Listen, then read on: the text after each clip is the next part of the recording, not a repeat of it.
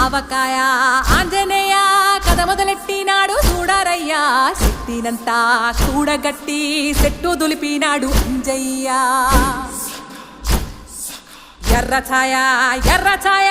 కోతి అవతార వెంటమాయ కట్టి సేత పట్టకుండా కాయ కోసినాడు కపిలయ్య